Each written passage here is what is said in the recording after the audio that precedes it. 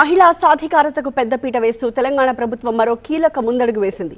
ఇందిరా మహిళా శక్తి పథకంలో భాగంగా స్వయం సహాయక మహిళా సంఘాలకు ఆర్టీసీ బస్సుల్ని కేటాయించే కార్యక్రమానికి ఇవాళ శ్రీకారం చుట్టనున్నారు.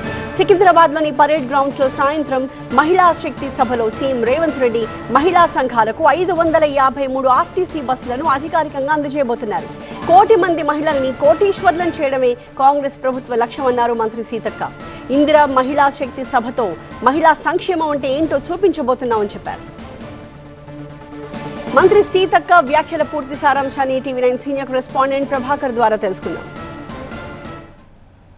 ప్రస్తుతం మనతో పాటు మంత్రి సీతక్క ఉన్నారు. మహిళా సభ 25,000 మంది మహిళలు పరేడ్ గ్రౌండ్కి ఈరోజు రాబోతున్నారు. ఏం చెప్పదలుచుకుంటుంది మహిళలకి ప్రభుత్వం? ఇప్పటికీ మన ప్రభుత్వం వచ్చిన నాటి నుంచి ఈ 2.5 ఏళ్లలో వాళ్ళు గతంలో ఎన్నడూ పొందని విధంగా వడ్డీ లేని రుణాలు దాదాపుగా 61,000 కోట్ల రూపాయలు వాళ్ళకు అందజేయడం జరిగింది. లలిత్ మోడీ, నీరవ్ మోడీ, ఇంకా విజయ్ మాల్యా లాంటి వాళ్ళు లోన్లు తీసుకొని ఎగ్గొట్టిపోతే మా మహిళలు మాత్రం మేము ఇచ్చిన ప్రతి రూపాయి మళ్ళీ 100% రీపేమెంట్ చేస్తూ ఉన్నారు. సో వాళ్ళ వడ్డీ డబ్బులను కూడా మన ప్రభుత్వం ప్రాపర్గా ప్రాంప్ట్గా వాళ్ళకు చెల్లిస్తూ ఉంది. ఇప్పుడు 10 లక్షల వరకు కూడా మహిళా సంఘాల వాళ్ళు వడ్డీ లేని రుణాలు తీసుకోవచ్చు.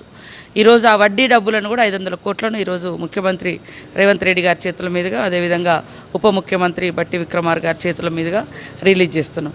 మహిళలు స్వతంత్రంగా ఎదిగితే ఆ ఫ్యూడల్ భావజాలం ఉన్నోళ్ళు పాపం తట్టుకోలేకపోయి ఆ బస్సులొద్దు, ఈ వడ్డీలొద్దు, ఈ బయట తిరుగుడొద్దు అన్నట్టుగా బయట ఏంది వాళ్ళు మహిళలు బయటకు వచ్చి ఉత్పత్తి శ్రమలో పాల్గొని ఆర్థికవేత్తలుగా, వ్యాపారవేత్తలుగా మారితేనే ఈ రాష్ట్రం యొక్క సంపద పెరుగుతుంది. కాబట్టి వాళ్ళని ఆ రకమైనటువంటి బిజినెస్ కూడా పెట్టడానికి మేము వాళ్ళకి కావాల్సినటువంటి లోన్స్ కూడా ఇస్తున్నాం. ఇప్పటివరకు రాష్ట్రంలో 6 లక్షల మంది మహిళలు సొంతంగా చిన్న చిన్న బిజినెస్లను పెట్టుకోవడం జరిగింది.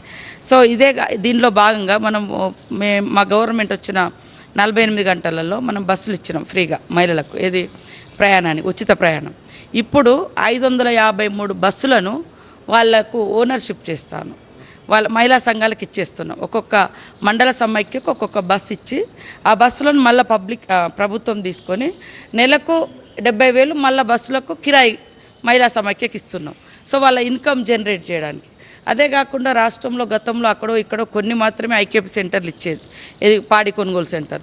ఈసారి 40% ఇచ్చినాం. సో ఇట్లా వాళ్ళ ఎదుగుదల అట్లా ఒక 500 మంది మహిళలకు ఎలా 1 కోటి రూపాయలు సంపాదించి కోటీశ్వర్లం కావాలి అనేది ఈ మధ్య కాలంలో దానికి ఒప్పందం చేసుకున్నాం. బిజినెస్ ఉమెన్ ఏదైతే ఇంట్రెస్ట్ ఉన్నారో వాళ్ళందరినీ సెలెక్షన్ చేస్తున్నాం. కొంచెం ముందుకెళ్ళగలిగే వాళ్ళని ఇంకా ముందుకు ప్రోత్సహించే విధంగా. అది తొందరలోనే ఒకటేసారి 1 కోటి మంది కాకపోవచ్చు, కానీ మా లక్ష్యం మాత్రం అది ఉంది. ఖచ్చితంగా 2034 వరకు ఆ లక్ష్యాన్ని రీచ్ అవుతాం అనేది మా లక్ష్యం. రైట్. ఇది కేంద్రంలో ఉన్న బీజేపీ, ఇటు రాష్ట్రంలో ఉన్న బీఆర్ఎస్ రెండు కూడా ఫ్యూడల్ మనస్తత్వంతో, ఒక ఫ్యాసిజంతో పనిచేస్తున్నాయి. మహిళల ఎదుగుదలను ఓరలేకపోతున్నాయి అనేది మంత్రి సీతక్క చెప్తున్నారు. కెమెరా పర్సన్ సురేష్తో కలిసి ప్రభాకర్, టీవీ9.